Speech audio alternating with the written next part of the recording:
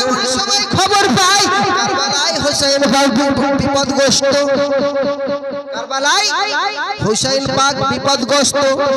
এমন সময় মা জননী শুনতে পাই আর এই ছেলেটির মাত্র 17 দিন বা কোন কিতাবে এসছে, মতান্তরে রেওয়াতে এসছে 15 দিন নইলে 17 দিন বিয়ে হয়েছে। বন্ধু ও বন্ধু একটু খেয়াল করে দেখুন, 17 দিন নইলে 15 দিন বিয়ে হয়েছে, মতান্তরে যাই হোক বাবাজি আমার।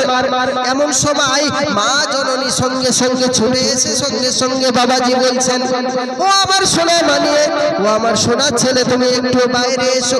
সঙ্গে সঙ্গে বাইরে এসে বলছেন, মা জননী বলেন, কে বলছেন আপনি একটু বলেন।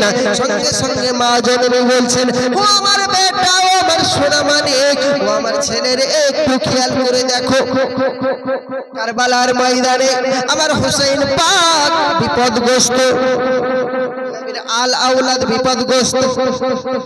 আমি আমার মনের বাসনা, আমি মা আমার মনের বাসনা একটু, তুমি কি আমার মনের বাসনাটা পূরণ করবে?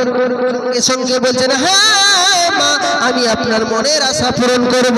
সঙ্গে সঙ্গে ওই ছেলেটি যখন বলে, আপনি আপনার মনের আশা আমি পূরণ করব, মা জননী বলে, মা জননী বলছে, হে আমার খোকা, হে আমার সোনা, আমি চাই তুই যেন কারবালায় শহীদ হয়ে যা।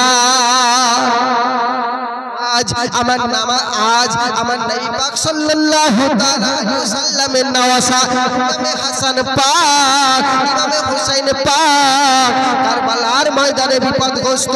তুই চলে যা এবং ওই কারবালায় গিয়ে নিজেকে বিলিয়ে দে, নিজেকে তুই শহীদ করে দে। তবে ওই আমি আমার নবী পাক সাল্লাল্লাহু তাআলা আলাইহি ওয়াসাল্লামের কাছে হাসরের ময়দানে আমি জবাব দিতে নইলে করতে পারবো না। তুই যদি শহীদ হয়ে যাস, আমি নবী পাক সাল্লাল্লাহু তাআলা আলাইহি ওয়াসাল্লামকে বলতে পারবো, ইয়া রাসূলুল্লাহ, ইয়া হাবিবাল্লাহ, আমি দুনিয়ায় কিছু করতে পারিনি, তবে আমার একটি বেটা ছিল, সেই বেটাটিকে কারবালায় আপনার নাতির সঙ্গে আমি আপনার নাতির জন্য কুরবান করে দিয়েছি। জোরে বন্ধু, এই কথা বলার পর ছেলে বলে, মা আমার মাত্র 15 দিন বিয়ে হয়ে, অন্তরে 17 দিন, তো যাই হোক মা, আমি আপনার কথা মেনে নেব। মা আমার মা, আমার মা, সাথে পরামর্শ করে আসি। সঙ্গে সঙ্গে মা ইজাজত দিয়ে দেয়, ঠিক আছে বাপ, তুই তোর বিবির সাথে তুই ইজাজত নিয়ে আয়, কিন্তু শুনে রেখে দে বাপ, আজ যদি বিবির কথা শুনে যদি আমার কথা অমান্য করিস, আমি আমি মা কখনো সহ্য করব, তো আমি মা কখনো তোর শোধ করব না। আমি মা তোর দুধের ঋণ, আমার দুধের ঋণ আমি মাফ করব না।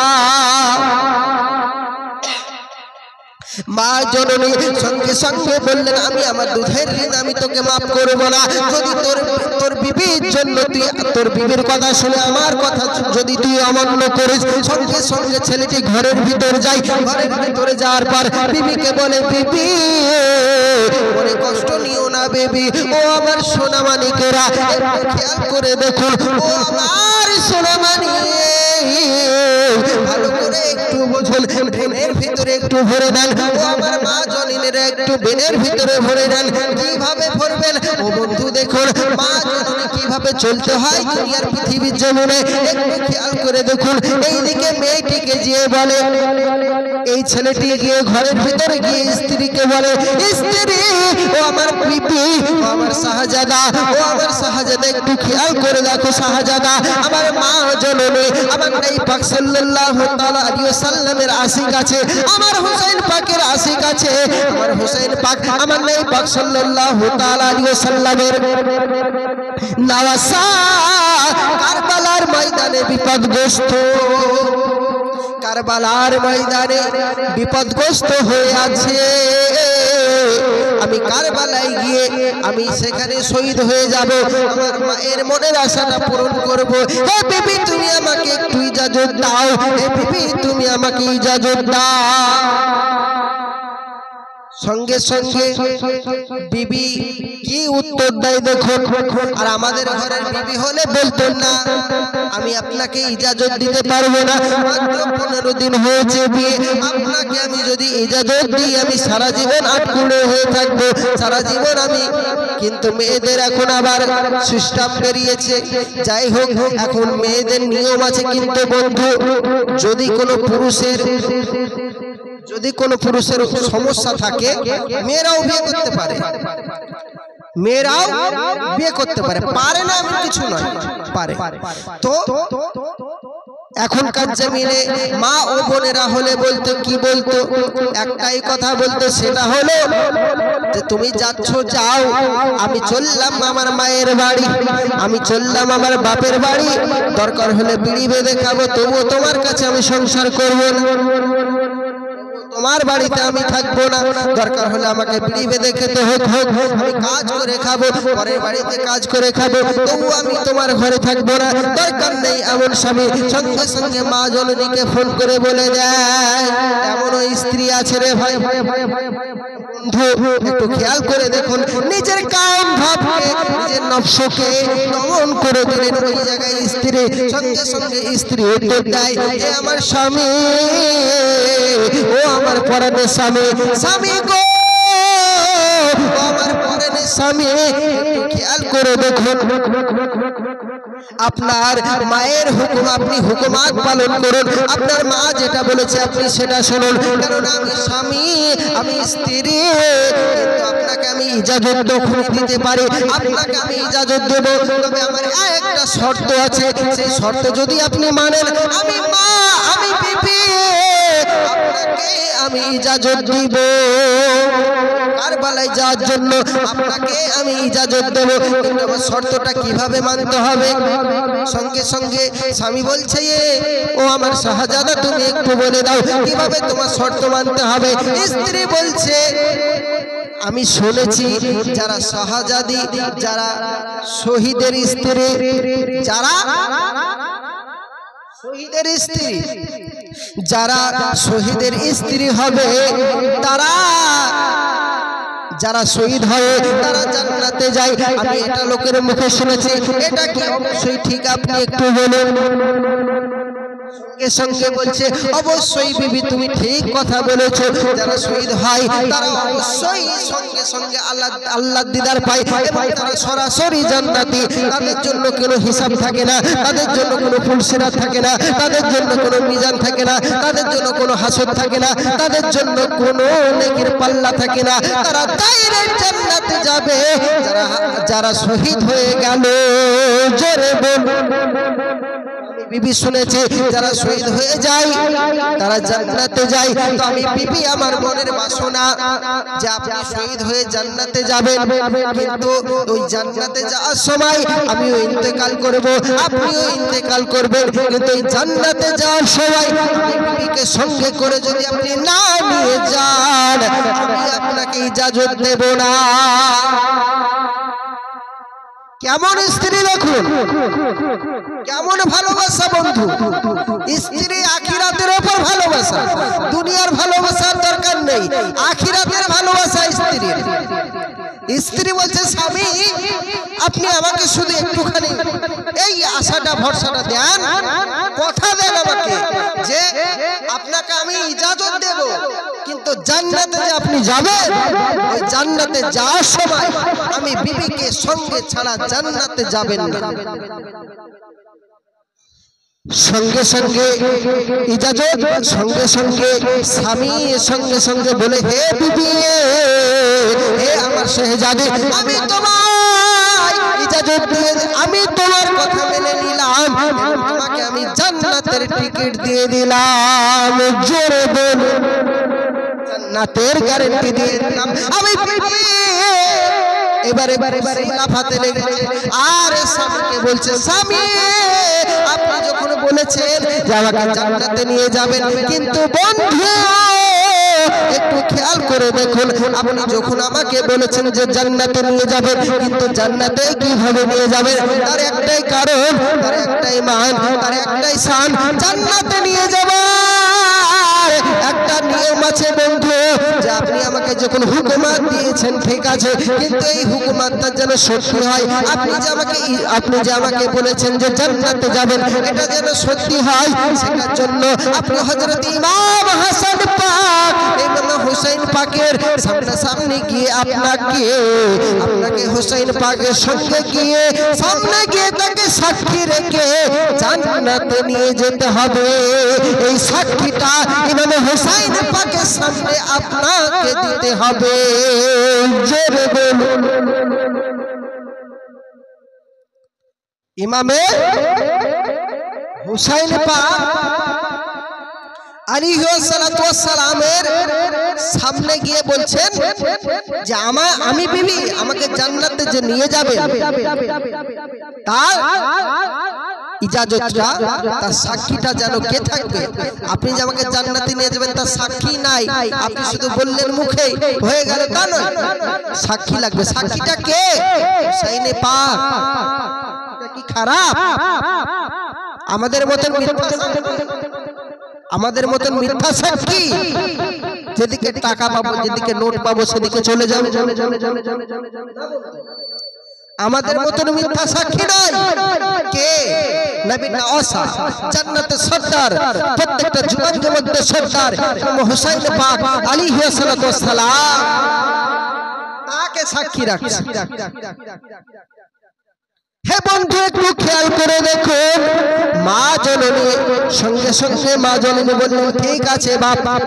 এই বলে ছেলেকে মেয়েকে আর তিনজনা মিলে রাসূল পাক সাল্লাল্লাহু আলাইহি ওয়াসাল্লামের নওয়াসার দরবারে যায়। কারবালার ময়দানে গিয়ে সঙ্গে সঙ্গে ইমাম হুসাইন পাকের কাছে গিয়ে মা জননী বলছে, হে হুজুর, আপনি একটুখানি খেয়াল করে দেখুন, হুজুর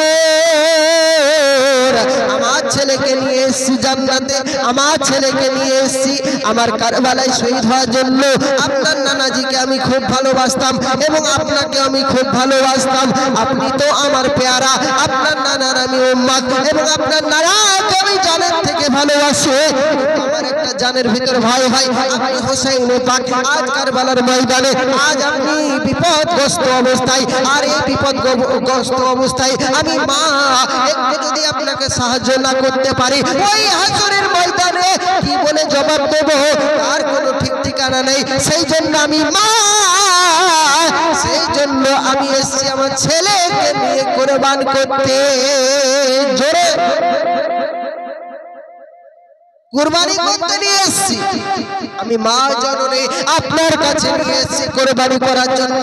আপনি আমাকে গ্রহণ করে নেন, আপনি আমাকে গ্রহণ করে নেন। ও আমার হুসাইন পাক, আপনি আমাকে গ্রহণ করে নেন। আমি আপনার নানার সামনে কি বলে মুখ দেখাবো? হুসাইন পাক আমাকে গ্রহণ করে নেন। এই বলে কাকুতি মিনতি করে কাঁদতে লেগেছে।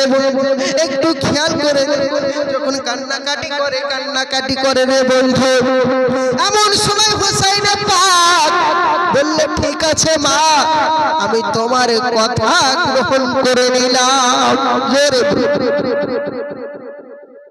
আমি তোমার কথা গ্রহণ করে নিলাম। এমন সময় যখন বললেন আমি তোমার কথা গ্রহণ করে নিলাম, সঙ্গে সঙ্গে ওই বিবি সঙ্গে সঙ্গে বলছে, হুজুর কিন্তু আমার একটি প্রশ্ন আছে, আমার একটি কথা আছে। আপনি কথাটাই যদি সত্যি মানেন তবে আমার স্বামীকে আমি ইজাজত দেব, নতুবা আমার স্বামীকে আমি ইজাজত দেব না।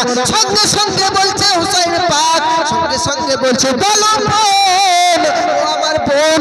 সঙ্গে সঙ্গে বলছেন আপনি বলুন, আপনার কি আপনার মনের বাসনা, আপনার মনের প্রশ্ন আপনি আমাকে বলে দিন। আমি হুসাইন পাক যদি পারি আপনাকে সাহায্য করব। আমি হুসাইন পাক যদি পারি আপনাকে সাহায্য করব। বলুন। সঙ্গে সঙ্গে বিবি বলে দেয়, সঙ্গে সঙ্গে বিবি বলছে হুসাইন পাক হুজুর আমার স্বামী শহীদ হয়ে যাবে, শহীদ হয়ে যাবে, এটা তো আমি মানি। বলছে জি হ্যাঁ শহীদ হয়ে যাবে। এমন সময় বলছে হুজুর যারা শহীদ হয় তারা তো জান্নাতি। বলছে বেশক তারা জান্নাতি, যারা শহীদ হয় তারা আল্লাহ দিদার করে। বলে বেশক তারা আল্লাহ দিদার করে।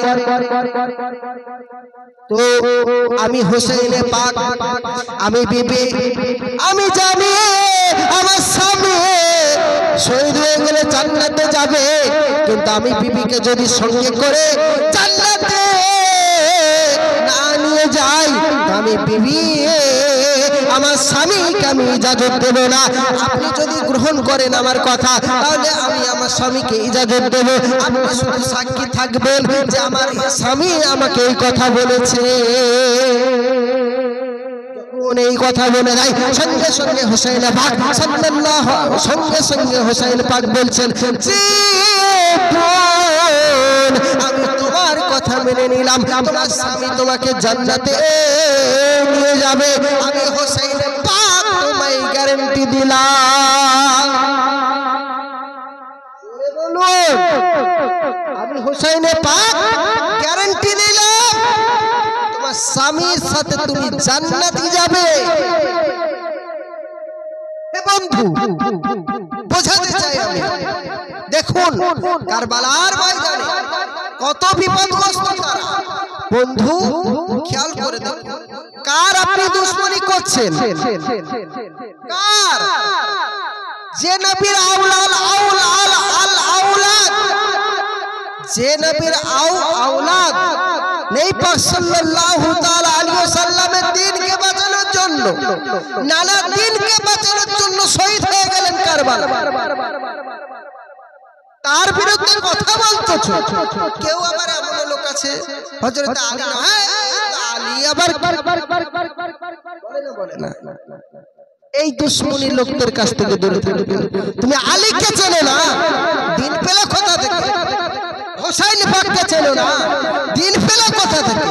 হে বন্ধু আমি বোঝাতে চাই, খেয়াল করে দেখুন, এগিয়ে যায় চলুন ওয়াজের দিকে। এই দিকে আমার হুসাইন পাক এমন সময় ওই যখন হয়, এমন সময় দুইটি ছেলে আসে।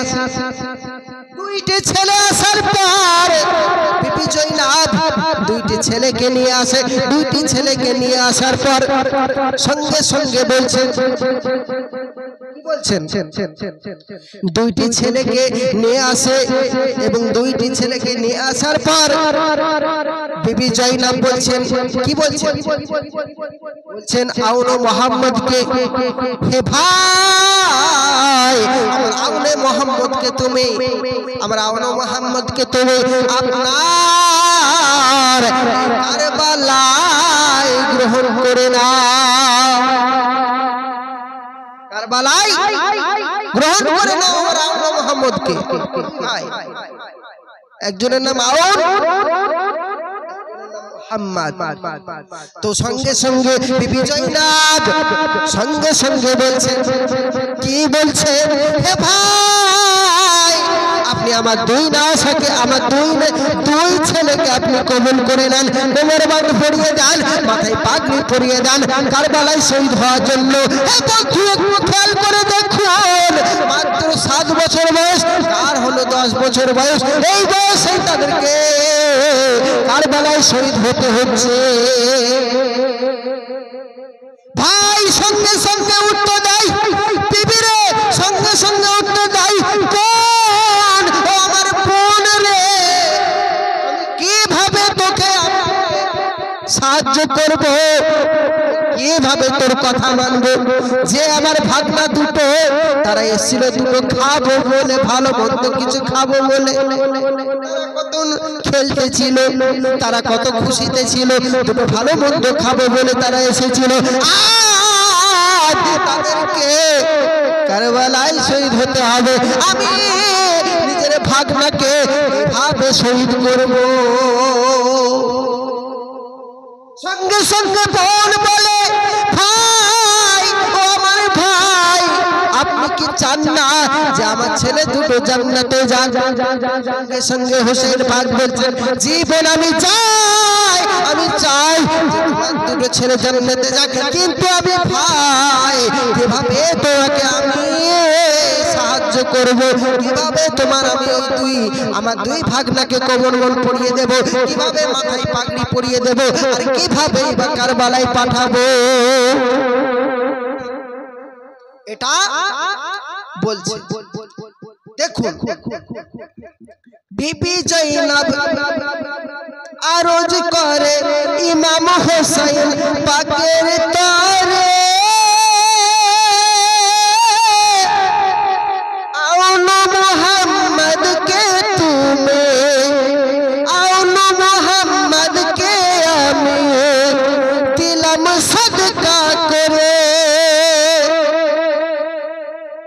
বিবি জাইনাব আরজ করছে যে আমার দুই ছেলেকে আপনাকে আমি কারবালায় শহীদ হওয়ার জন্য আমি মা দুই ছেলেকে দিয়ে গেল। বন্ধু মহব্বত দেখুন, ভাইয়ের প্রতি মহব্বত দেখুন, নবীর আওলাদের ভিতরে মহব্বত দেখুন। তারা ছেলেকে কুরবানি করে দিতে চাইছে একটাই কারণ, দিন বাঁচানোর জন্য, অরিজিনাল দিন পাওয়ার জন্য। নামাজ তো তারাও পড়েছে, রোজা তো তারাও করেছে, হজ তো তারাও করেছে, কিন্তু তারা নবী পাক সাল্লাল্লাহু তাআলা আলাইহি ওয়াসাল্লামের আলে পাকের গলায় ছুরি চালাচ্ছে।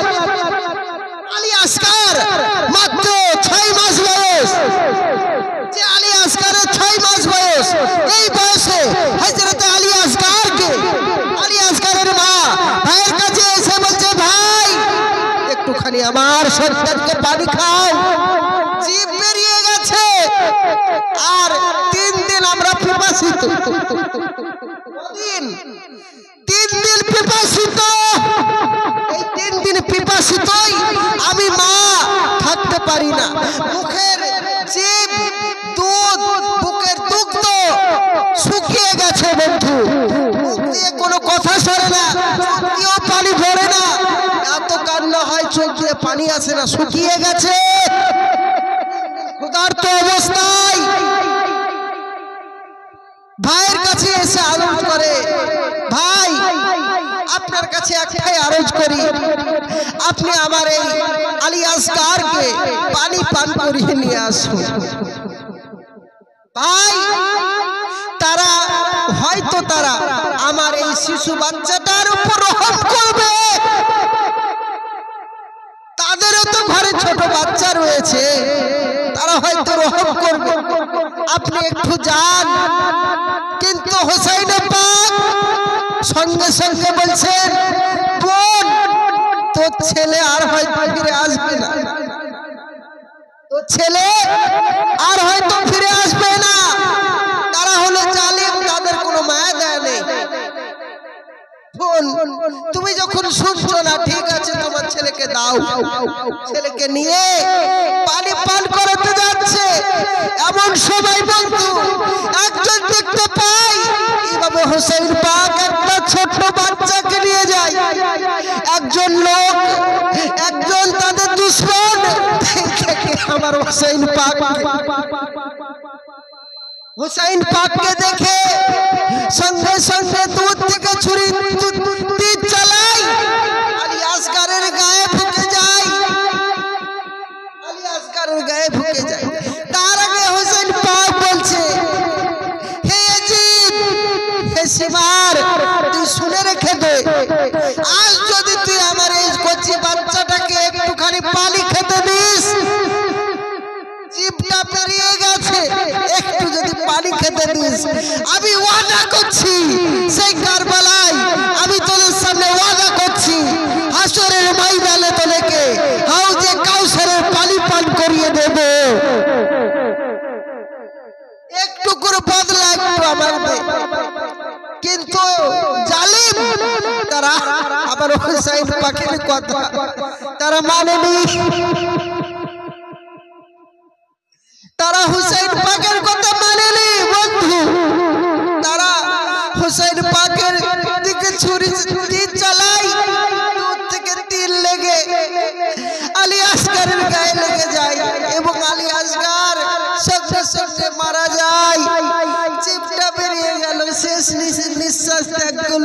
ইন্না লিল্লাহি ওয়া ইন্না ইলাইহি রাজিউন। ভাই কান্না করছে আর বলছে হে বোন, তোর হয়তো ছেলে আর ফিরিয়ে নিয়ে আসতে পারলাম না বোন। এইদিকে মনে মনে ভাবছে বোন, হয়তো আমার ভাই আমার আলী আসগারকে পানি পান করে নিয়ে আসছে। আমার আলী আসগার আমার দিকে আবার ফিরে তাকাবে, আমার দিকে আবার ঘুরে তাকাবে। আমার 6 মাসের কচি বাচ্চা আমার আলী আসগার আমার বুকে ফিরে আসবে, ভাইয়ের উপর ভরসা করে গেছে। এমন সময় ভাই ওই বাচ্চাটিকে নিয়ে এসে মায়ের কোলে দেয়। মা দেখতে পায় আমার আলী আসগারের পার থেকে ও পার তীর বেরিয়ে গেছে। এই দিকে তীর মেরেছে, এখানে তীর মারে আর এই দিক দিয়ে বের হয়। এ বন্ধু, ওই বাচ্চাটি ওখানে মারা গেছে, হাউ হাউ হাউ হাউ করে কান্না করছে আর ভাইকে বলছে, ভাই আমার মাত্র 3 মাসের 6 মাসের বাচ্চা, এটা কোন কারবালায় শহীদ হতে এলো। কারবালা থেকে শিক্ষা নিন বন্ধু, তারা আমার নবী পাকের আলাউলাদের গলায় তারা ছুরি চালিয়েছে। এরা কোন জাতের মুসলমান? এরা হিন্দু ছিল না, বৌদ্ধ ছিল না, এরা কাফের ছিল না, এরা শিখ ছিল না, কোন ধর্মের মানুষ ছিল না। এরা ছিল নামাজি, এরা ছিল রোজাদার, এরা ছিল হজকারী, এরা ছিল নবীকে মানা, এরা ছিল কি ছিল? এরা ছিল টুপি পরা, এরা ছিল পাগড়ি পরা, এরা ছিল বড় বড় দাড়ি, এদের মুখে ছিল কোরআন, এদের মুখে ছিল হাদিস, এদের ছিল বড় বড় আমল। কিন্তু নবীরা আল-হাওলাদের গলায় ছুরি চালিয়েছে। अगर किसी को चेहरा देखे बात नहीं करते, रसूलुल्लाह देखे बात करते। अगर किसी को चेहरा देखे बात नहीं करते, हम रसूलुल्लाह के देखे बात करते। তুমি রাসূল পাকের আল-আওলাদের গলায় ছুরি চালাবে আর আমি তোমাকে ভালোবাসবো। তুমি নামাজি হও, তুমি আমার আপন নাই, তুমি রোজাদার হও, তুমি আমার ভাই নাই, তুমি কারি হও, মুফতি হও, মুহাদ্দিস হও, যে হও, তুমি আমার ভাই নয়। আমার ভাই হলো তারা যারা নবীর ওয়াফাদারে আছে। নবীর ওয়াফাদারে যারা নাই তারা আমার ভাই নয়। সে বিবি হোক, স্ত্রী হোক, ছেলে হোক, পুত্র হোক, কুরবান করে দেব যদি আলে পাকের উপর কথা বলে, নবী পাকের বিরুদ্ধে কথা বলে। কারণ নবী পাক সাল্লাল্লাহু আলাইহি ওয়াসাল্লাম বলেন, আমাকে যারা জানের থেকে বেশি ভালোবাসলো, আমার আলে বাইতকে ভালোবাসলো, আমি আল্লাহ তাদেরকে জান্নাতে ঘোষণা করব।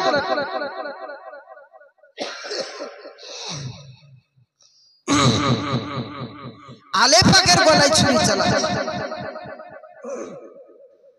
রোজাদার হয়েও কাজ হবে না, যতই নামাজ পড়ুন কাজ হবে না যদি আলে পাককে না ভালোবাসে। আলে পাককে ভালোবাসতে হবে। আলে পাকের ভালোবাসা ছাড়া জান্নাত হারাম। প্রত্যেকটা জওয়ান যুবকের সর্দার হলেও জান্নাতের চৌকাঠে যিনারা থাকবেন, ইমাম হাসান আর ইমামে হোসেন পাক। জান্নাত কারো বাবার নয়, জান্নাত ইমামে হাসান পাকের, হুসাইন পাকের। প্রত্যেকটা মহিলাদের জান্নাতের জওয়ান যুবকদের সর্দার খাতুনে জান্নাত সালামুল্লাহ আলাইহি মা ফাতেমাতুজ জোহরা। এক শ্রেণীর লোক আছে যারা ফাতেমাতুজ জোহরা সালামুল্লাহ আলাইহিকে বলে। কবর নবীর বিটি চেনে না, হাসান হুসাইনের মা চেনে না, বেয়াদব তোমার মাকে চেনে কবর, তোমার বাপকে চেনে কবর, আর ফাতেমাতুজ জোহরাকে চেনে না, এই হলো বেয়াদব। এই আয়াতটা সবার জন্য নয়, এই আয়াতটা হলো আনপাবলিকের জন্য। কবর আলীকে যদি, কবর ফাতেমাকে যদি না চিনে, ওই কবরকে আল্লাহ স্বয়ং খেয়াল করে দেখুন, কেন তুমি দুশ্মন হয়ে দেখাচ্ছ? অবশ্যই কবর আলীর মাকে চেনে, আলীর স্ত্রীকে চেনে, কবর অবশ্যই খাতুনে জান্নাতকে চেনে, কবর অবশ্যই নবীর মেয়েকে চেনে। যদি তাদেরকে না চেনে তাহলে তোমার মা আমার মা নামাজ পড়ে কি করবে? তোমার বিবি নামাজ পড়ে কি করবে? কবর তো হোসেন পাকের মাকে ছাড়লো, নবীর মেয়েকে ছাড়ছে না বলছো তো। তোমার মা কেন নামাজ পড়ে, কেন হজ করে, কেন রোজা করে?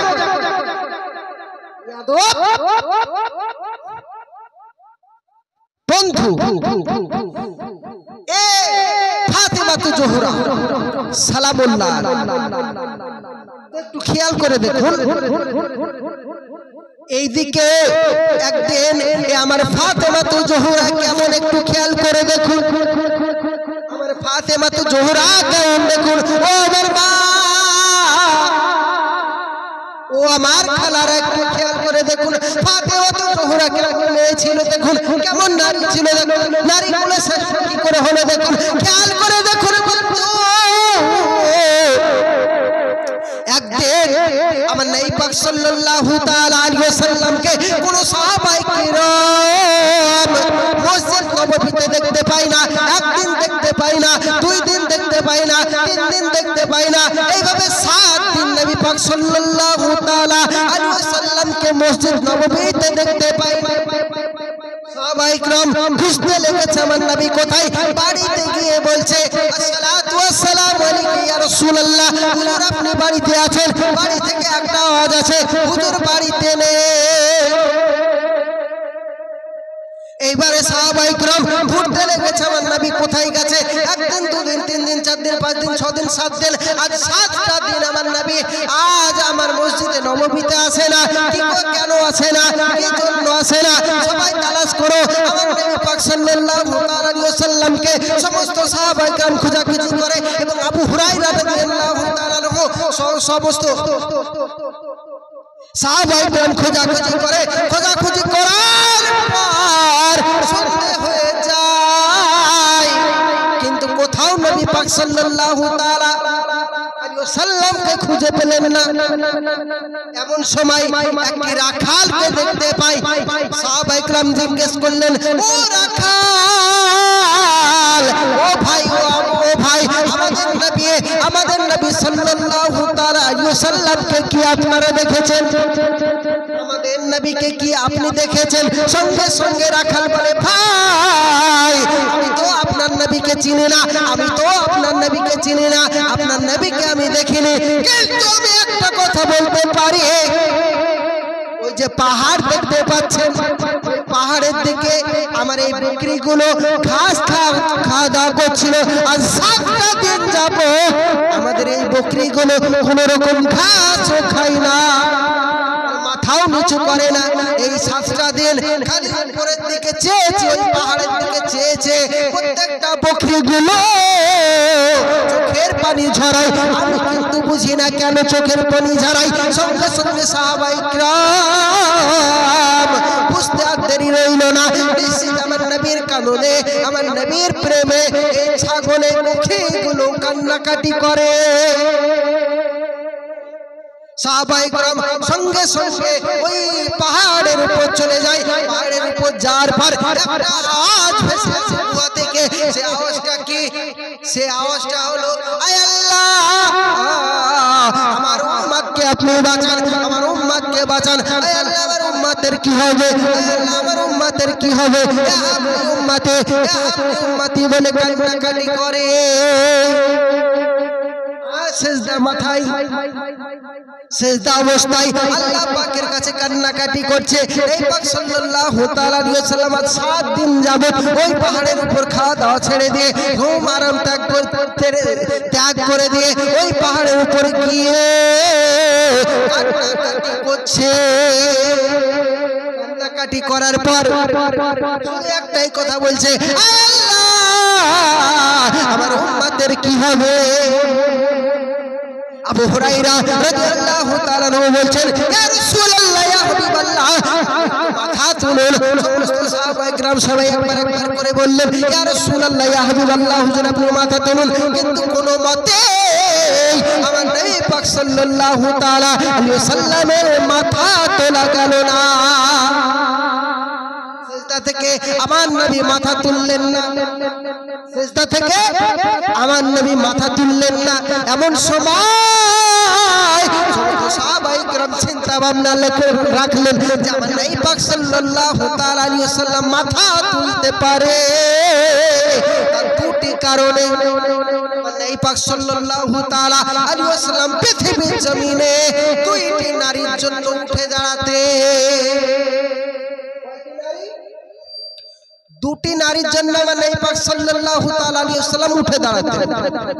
এক আমার নবী পাকের দুধ মা হালিমাতুস সাদিয়া, কাকে দেখে?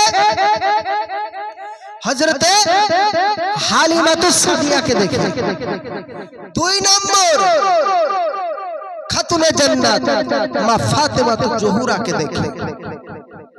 সাহাবায়ে কেরাম সঙ্গে সঙ্গে মনে করলেন হয়তো এবারে মাথা তুলবে, চলো চলো চলো চলো ভাই যাই।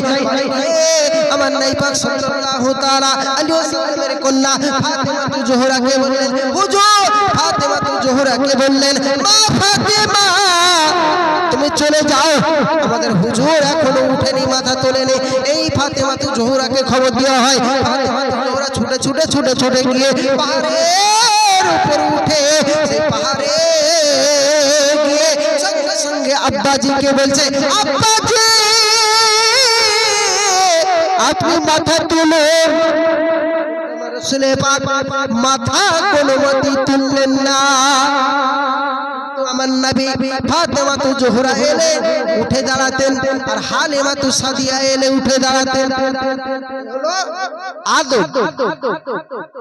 আজ বাপ এলে বিছানায় ছেলে শুয়ে আছে, দাঁড়ানো তো দূরের কথা, শুয়েই বলছে তুমি ঘরে যাও। আজ বাপ কোন জায়গায় দাঁড়িয়ে আছে, ছেলে বসে আছে। কিন্তু বন্ধু একটু খেয়াল করে দেখুন, বাপ যদি আপনি কোথাও বসে আছেন, বাপ আপনার চলে এসেছে, আপনার আব্বা চলে এসেছে, আপনাকে উঠে দাঁড়িয়ে যেতে হবে এবং মাথা নত করতে হবে। আপনি শুয়ে আছেন, আপনার বাপ এসেছে, আপনাকে উঠে বসতে হবে, নতুবা আপনাকে মাথাটা অথবা একটুখানি হলেও হেড করে রাখতে হবে। আপনার স্বামী বাইরে থেকে এসে আপনি বিবি বুক ফুলিয়ে তার কাছে যাচ্ছেন, হবে না, আপনাকেও মাথা নত করে থাকতে হবে। এটা হলো আদব। আল্লাহ রাসূল সাল্লাল্লাহু আলাইহি ওয়াসাল্লাম বলছেন আদবে আউলিয়া বেয়াদবে শয়তান। আপনার স্বামী এসছে, আপনার স্বামী আপনার বাইরে থেকে এলো বা কোথা থেকে এলো, আপনার স্বামীকে আপনি এক গ্লাস পানি এনে দেন, আপনার স্বামীর পায়ে আপনার পা গুলো আপনি ধুয়ে দেন, আপনার স্বামীকে আপনি প্যার করুন, আপনার স্বামীকে আপনি ভালোবাসুন, আপনার স্বামীকে খোঁজ নেন। টাকা পয়সার দিকে আগে ভাববেন না, আগে স্বামীর গা গত দেখবেন, আগে স্বামীকে খেয়াল করে দেখবেন, আগে স্বামীর কি কোন মোডে আছে সেই মুডটা আগে বুঝবেন, তারপরে স্বামীর সাথে নরম মেজাজে আপনি কথা বলবেন, তারপরে স্বামীকে আপনি ভালোবাসবেন, তারপরে আপনি অন্যান্য কথা বলবেন। কিন্তু স্বামীকে আপনি গরম মেজাজে কথা বলতে পারেন না।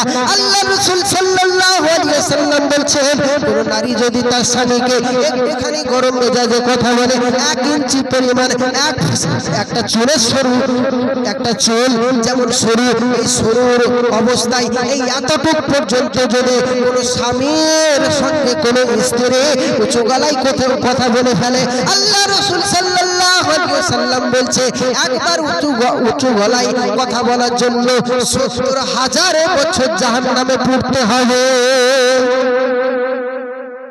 জান্নাতে যাবে ঠিক আছে, একবার উঁচু গলায় কথা বললে ৭০,০০০ বছর জাহান্নামে, তারপরে জান্নাতে যাবে। দুবার বললে ডবল।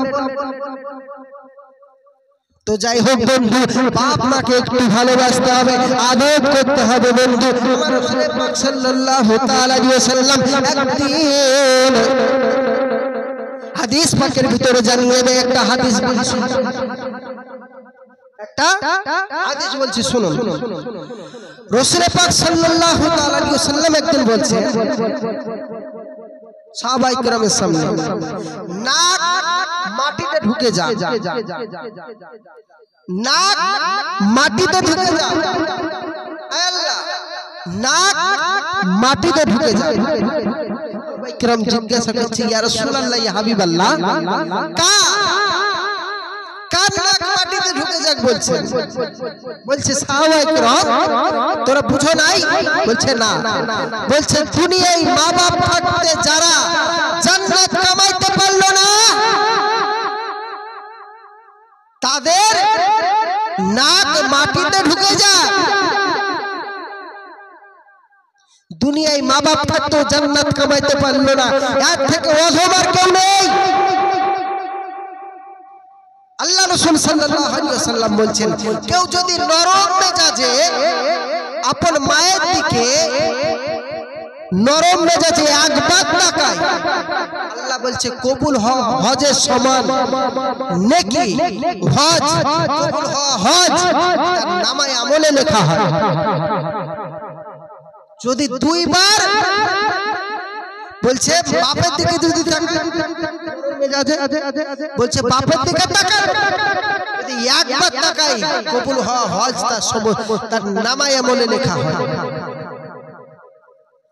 সাহাবায়ে কেরাম জিজ্ঞাসা করছে, ইয়া রাসূলুল্লাহ, ইয়া হাবিবাল্লাহ, কেউ যদি 100 বার তাকায়, সারা দিনে কেউ যদি 100 বার তাকায়, তা আল্লাহ পাক রব্বুল ইজ্জাত তার হাবিবকে বললেন, হাবিব তুমি বলে দাও, কি বলে দাও যে 100 বার তাকানোর কারণে 100 বারই কবুল হওয়ার হজ তার নামায়ে আমলে লেখা হবে। জোরে বন্ধু, এ হলো আদব, এ হলো প্রেম, এ হলো মহব্বত, এ হলো ভালোবাসা। হে বন্ধু, একটু খেয়াল করে দেখো, এইদিকে ফাতেমাতু জোহরা সালামুল্লাহ আলাইহা, এমন সময় আব্বা জানতে যখন মাথা তুলতে পারলেন না, ফাতেমাতু জোহরা সালামুল্লাহ আলাইহা সঙ্গে সঙ্গে ফাতেমাতু জোহরা সালামুল্লাহ আলাইহা আল্লাহ পাকের রব্বুল ইজ্জাতকে বলছেন, আয় আল্লাহ,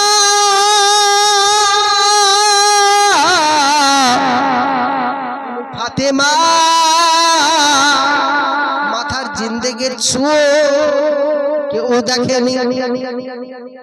সঙ্গে সঙ্গে রাসূল পাক সাল্লাল্লাহু তাআলা আলাইহি ওয়াসাল্লামকে বলছেন, ফাতেমাতু জোহরা বলছেন, ইয়া রাসূলুল্লাহ, ইয়া হাবিবাল্লাহ, হুজুর আপনি একটু মাথা তোলেন, হুজুর আপনি একটু মাথা তোলেন, হুজুর আপনি মাথা তুলুন, মাথা তুলুন। সাহাবায়ে কেরাম সবাই বলছেন, হুজুর আপনি মাথা তুলুন। ফাতেমাতু জোহরা বলছেন, হুজুর আমার জিন্দেগিতে যত নেকি কামাই করেছি আমি ফাতেমা আপনার উম্মতকে সব ভুলিয়ে দেব, তারপরে জান্নাতি ঘোষণা করব, আপনি মাথা তুলুন। রাসূল পাক তবুও মাথা তুললেন। রাসূল পাক সঙ্গে সঙ্গে বলছেন, ইয়া রাসূলুল্লাহ, ইয়া হাবিবাল্লাহ, হুজুর আমার যত নেকি আপনার উম্মতকে দেওয়া হবে, আপনি মাথা তুলুন। রাসূল পাক সাল্লাল্লাহু তাআলা আলাইহি ওয়াসাল্লাম তবুও মাথা তুললেন না। দ্বিতীয়বার আল্লাহ রাসূল সাল্লাল্লাহু আলাইহি ওয়াসাল্লামকে বলছেন, ইয়া রাসূলুল্লাহ, ইয়া হাবিবাল্লাহ, হুজুর আপনি মাথা তুলুন।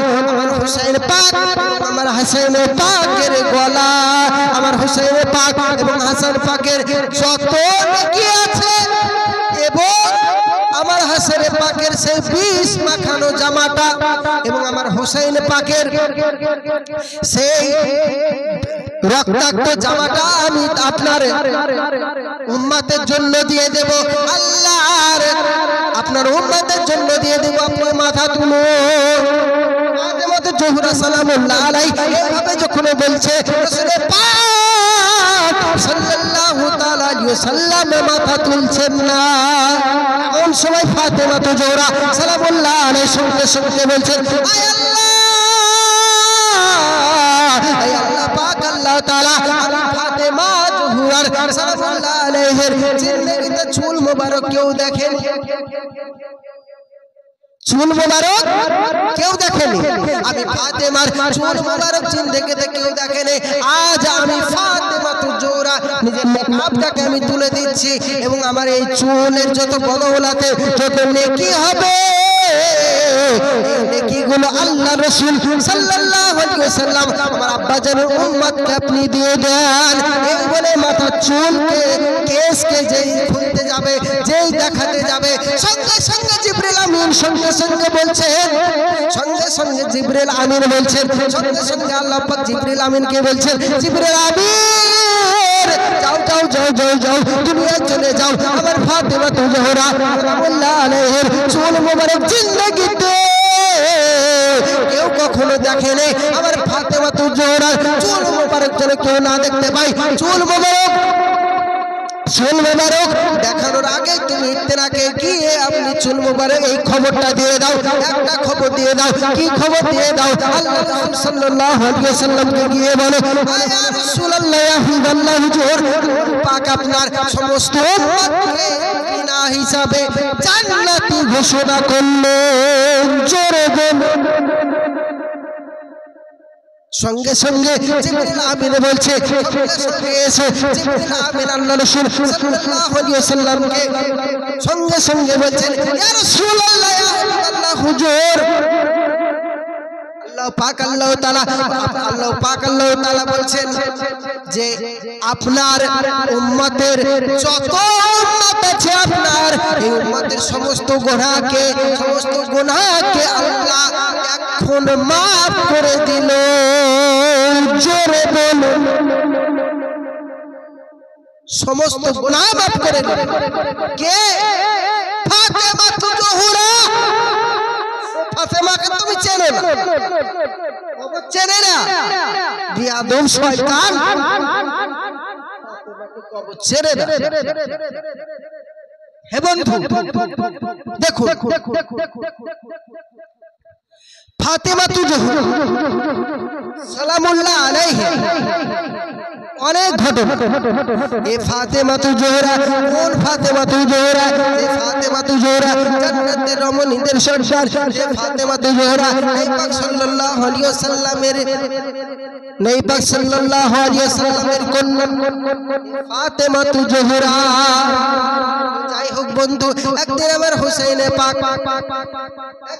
হুসাইনে পাক জন্মগ্রহণ যখন করে, যখন দুনিয়া জমিনে আগমন হয়, এমন সময় হযরতে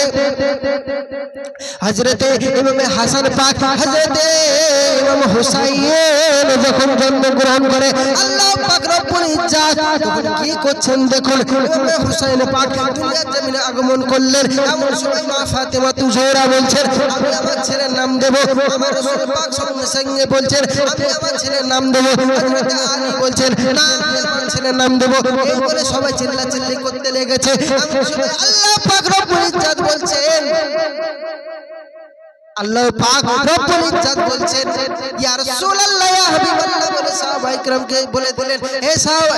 সঙ্গে সঙ্গে জিবরিল আমিনকে বললেন, জিবরিল আমিন তুমি দুনিয়ায় চলে যাও এবং আমার হাবিবকে বলে দাও ওই ছেলের নাম রাখলাম হুসাইন। আল্লাহ স্বয়ং নাম রেখেছে হুসাইন। যাও যাও আমার বন্ধুকে বলে দাও তোমাকেও নাম রাখতে হবে না, ফাতেমাকেও নাম রাখতে হবে না, আলীকেও নাম রাখতে হবে না, আমি আল্লাহ খোদ ওই ছেলের নাম রাখলাম হুসাইন। আর একটা ওহী জানিয়ে দাও, সেটা হলো এই ছেলে কারবালায় শহীদ হবে। এমন সময় ফাতেমা জোহরা সালামুল্লাহ আলাইহা আওয়াজটা শুনতে পেলেন, নবী পাক সাল্লাল্লাহু তাআলা আলাইহি ওয়াসাল্লাম আওয়াজটা শুনতে পেলেন। নবী পাক সাল্লাল্লাহু তাআলা আলাইহি ওয়াসাল্লাম দুই চোখ দিয়ে একবার পানি টপাস করে পড়ে গেলেন এবং ওই ছেলেটার নাম রাখা হলো হাসান হুসাইন পাক। তারপরে হুসাইন পাক নাম রাখার পর ফাতেমা জোহরা সালামুল্লাহকে কিছু বলার আগেই আল্লাহ রাসূল সাল্লাল্লাহু আলাইহি ওয়াসাল্লাম নবী পাকের গলা মোবারকে এই জায়গায় চুমু খাচ্ছেন, এই জায়গায় চুমু খাচ্ছেন। এই জায়গায় যখন চুমু খায়, এমন সময় এই জায়গায় যখন চুমু খায় তখন কি করছে একটু খেয়াল করে দেখুন। এই জায়গায় যখন বারবার চুমু খায়, আমার ফাতেমা জোহরা সাল্লাল্লাহু আলাইহি বলছেন, আব্বাজি আব্বাজি আপনি কেন আমার ছেলে সবাই গালে চুমু খায়, মুখে চুমু খায়, কপালে চুমু খায়, আপনি গলায় কেন চুমু খাচ্ছে? রাসূল সাল্লাল্লাহু আলাইহি ওয়াসাল্লাম বললেন, ফাতিমা জানো না আমার এই ছেলে একদিন কারবালায় শহীদ হবে, কারবালায় শহীদ হবে, সেজন্য আমি নবী এই গলা মুবারকে চুমু খাচ্ছি, এই গলা কাটন তারা না করতে পারে, এই গলা দিয়ে যেন আমার হোসেন পাককে গলা কেটে যেন কষ্ট না দিতে পারে। আমার হোসেন পাক সেই কারবালায় কষ্ট পাবে, সেই জন্য আমি চুমু খাচ্ছি, যেন আমার হোসেন পাককে অন্যভাবে শহীদ করা হয়, গলাটাকে যেন শহীদ করে না হয়। এই জন্য আমি হোসেন পাকের গলায়, আমার নাতের গলায় চুমু খাচ্ছি। এখানে একটা কথা হলো বন্ধু, 1 লাখ টাকা, 2 লাখ টাকা, 3 লাখ টাকা, 5 লাখ টাকা খরচ করে আপনি হজে যাচ্ছেন বন্ধু। ও আমার সোনামণিকেরা, আপনি হজে যাচ্ছেন কি কারণে? হজ করতে যাচ্ছেন, হজ করে যাওয়ার পরে একটা আপনি কালো পাথর, যে পাথরটাকে হাজরে আসওয়াদ বলা হয়, সেই পাথরটাকে আপনি চুম্বন করছেন, আর নবী পাকের নাম নিয়ে চুম্বন খেলে বলে বেদাত, আলীর কথা বললে বলে শিয়া, হোসেন পাকের কথা বললে বলে শিয়া। আরে কাবায় গিয়ে ওটাকে চুমু খাচ্ছ, যেখানে নবী একবার চুমু খায় সেখানে তুমি বারবার চুমু খাচ্ছ, আর যেখানে আমার রাসূল পাক বারবার বারবার বারবার চুমু খায় তুমি সেখানে হিংসা পোষণ করছো। তোমার মতো মূর্খ আর কে আছে? তো জাহান্নামে যাবে, তুমি ছাড়া কে জাহান্নামে যাবে? নবী পাকের সাথে বিরোধিতা করছো, তুমি জাহান্নামে যাবে না তো কোথায় যাবে? তো যাই হোক ও বন্ধু, একটু খেয়াল করে দেখো, এমন সময় কারবালার ময়দানে ইমামে হুসাইন পাক আলাইহিস সালাতু ওয়াস সালামের একজন ছেলে, অনেকগুলো ছেলের ভিতরে একজন ছেলে ইমামে হুসাইন পাকের, সেই ছেলেটির নাম হলো আলী আসকার।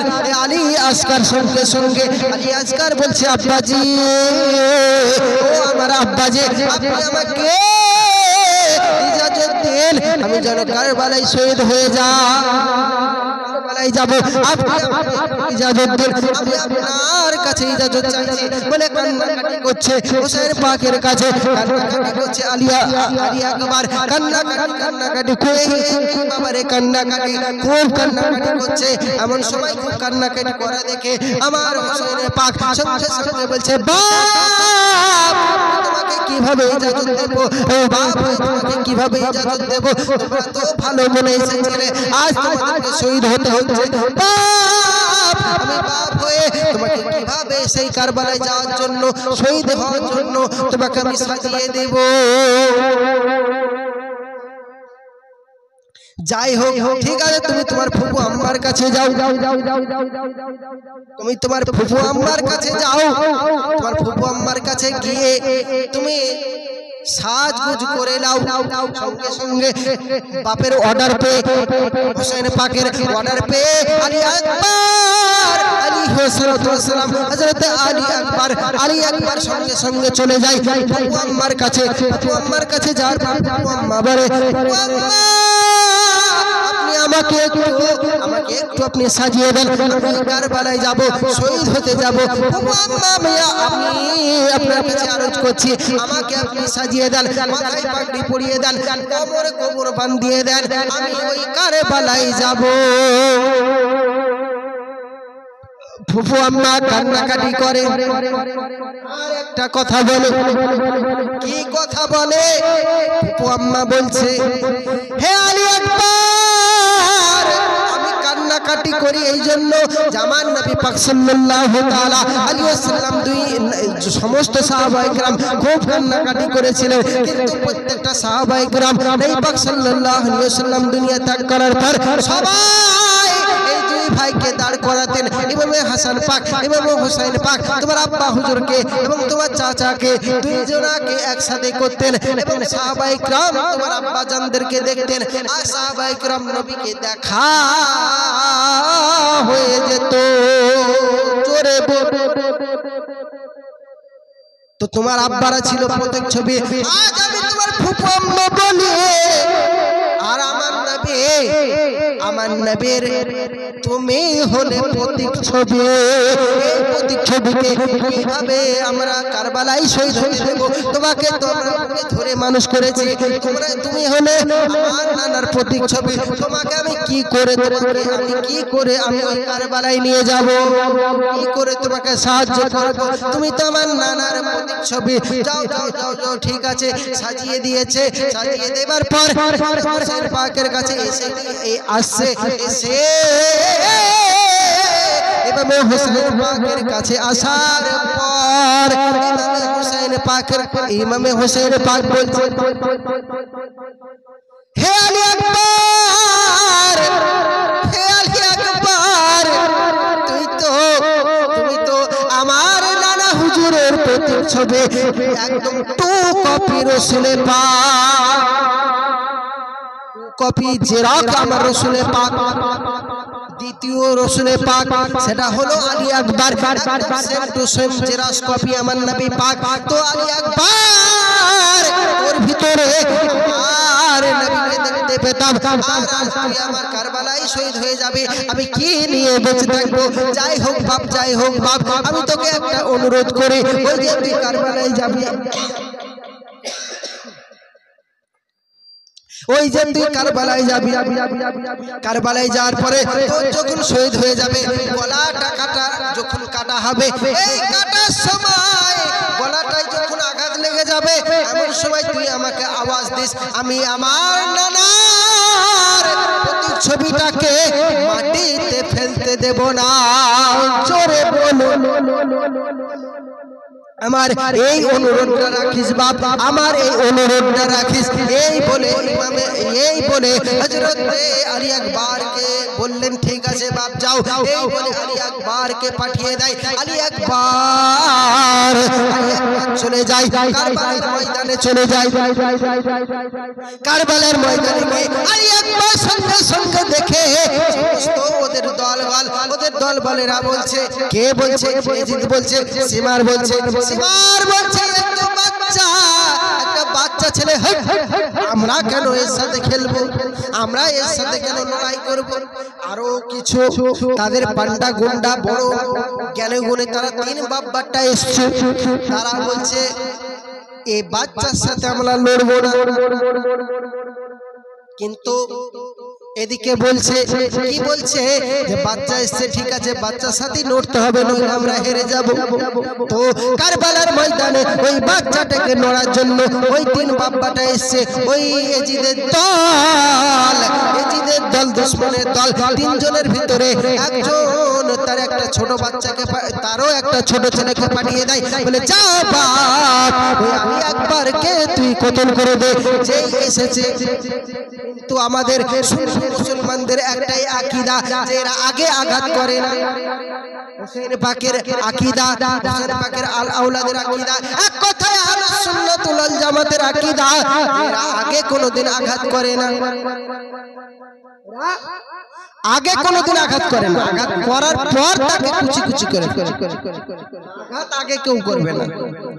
তো যে হযরত আলী আকবরকে যেই তিনি আঘাত করেছে, সঙ্গে সঙ্গে আলী আকবর ওই সূরা নিয়ে এইভাবে যেই মেরেছে, আরে মারার পরে দুই ভাগ হয়ে যায়। জোরে বলো, দুই ভাগ হয়ে যায়। বাপ দেখছে, হাই রে সর্বনাশ, ছোট ছেলে তো গেল, এই মেজো ছেলে তুই যা। মেজো ছেলেকে পাঠানো হলো, মেজো ছেলেকে দুই ভাগ করে দেয়। তারপরে বাপ হলো, বাপকেও দুই ভাগ করে দেয়। সীমার ভাগ, আরে তিনজন বড় বড় পালওয়ানকে শেষ করে দেয়। যাকে মশা ভেবেছিলাম সে তো হাতির মতো কাজ করছে, একে তো আর রোকা যাবে না। নাম সঙ্গে সঙ্গে আলী আকবর বলছে, ঠিক আছে আমি আবার আসছি, আমি আমার ওখান থেকে তাবু থেকে একটুখানি পানি খেয়ে আসি। তিনজনকে কতল করার পর চলে এলেন তাবুতে। সঙ্গে সঙ্গে তাবুতে আসতে দেখে বাপ হুসাইন পাক সঙ্গে সঙ্গে বলেন, কি বাপ আলী আকবর, তুমি কেন ঘুরে এলে? কেউ তো এই জায়গায় ঘুরে আসে, এক হয় শহীদ হয়ে, গাজী হয়ে, ঘুরে এলে। সঙ্গে সঙ্গে বলছেন, আব্বা, ও আমার আব্বা হুজুর, আমি একটুখানি পানি খাবো, একটুখানি আমাকে পানি দেবে কি বাপ? আই বলে কান্নাকাটি করে আর আব্বাকে বলে, আব্বা জি একটুখানি আমাকে পানি দেন। সঙ্গে সঙ্গে হোসেন পাক বলে, বাপ পানি খাবে? পানি তো নেই বাপ, দুশ্মনের দল চারিধারে, পানি কোথায় খাবে বাপ? পানি তো নেই। আমি আমার দেহে প্রত্যেকটা মায়েরা নিজের দেহের দুগ্ধ শুকিয়ে গেছে, মুখে জিভে একটু লালা বের হয়নি, থুতু পড়ে না, থুতু বের হচ্ছে না, পানি তো নেই, পানি পেল না। বাপ সঙ্গে সঙ্গে বলছে, আলী আকবর তুই আমার কাছে আয়। আলী আকবরকে নিয়ে আসে, নিয়ে আসার পর আলী আকবরকে বলছে, বাপ আমার জিভটা চেটে দে, যদি তুই পানি পাস, একটু যদি পানি ভাব পাস, তুই জিভটাকে চেপে দেখ। আলী আকবরের মুখে রাসূল পাক সাল্লাল্লাহু আলাইহি ওয়াসাল্লামের নওয়াসা হোসেন পাক জিভটাকে ভরে দেবার পর টিপ ভরে দিয়ে রাসূল পাক সাল্লাল্লাহু আলাইহি ওয়াসাল্লামের নওয়াসার মুখের ভেতর থেকে একটু পানি পেল না, শুকিয়ে গেছে। 3 দিন অনাহারে আছে, শুকিয়ে গেছে কারবালার ময়দানে। আব্বাজিকে বলছে, আব্বাজি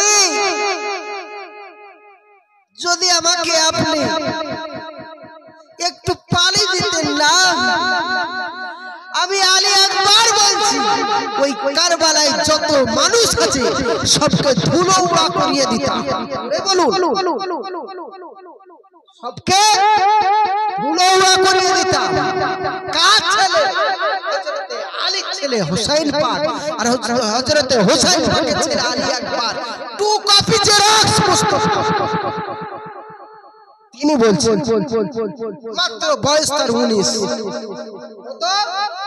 19 বছর বয়স, বলছেন যে 2 কপি জেরক্স মুস্তাফা নবী পাক সাল্লাল্লাহু আলাইহি ওয়াসাল্লামের সেম ডবল মুস্তাফা।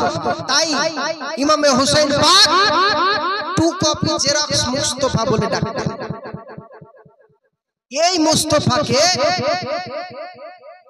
বলছেন, এই আলী আকবর বলছেন, যদি একটু পানি দিতেন, ওই কারবালার ময়দানকে তুলো উড়া করিয়ে দিতাম।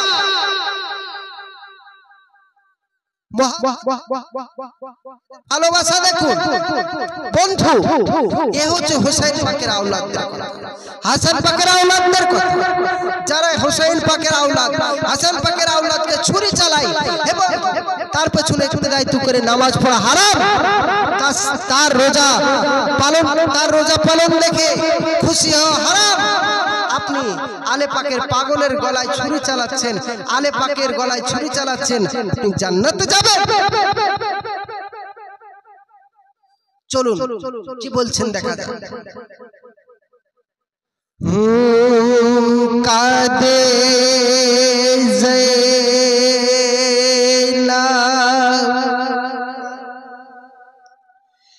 কাদে জৈনাব, কাদে কুলসুম, কাদে সকিনা,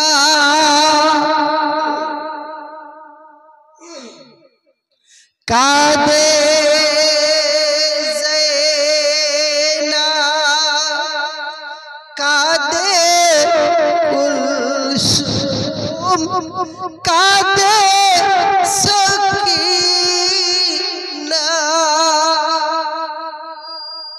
খালি দোল দোল ওরে ফিরে এলো হুসাইন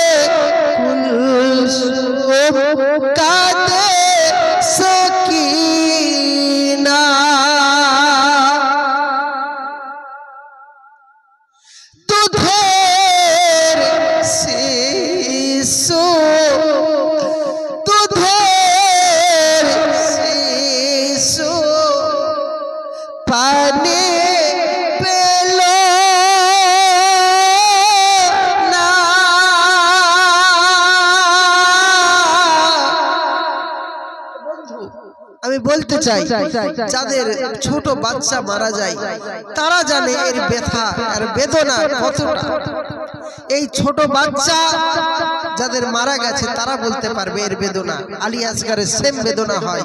তো কি বলছে, তুধে শিশু আসগা পানে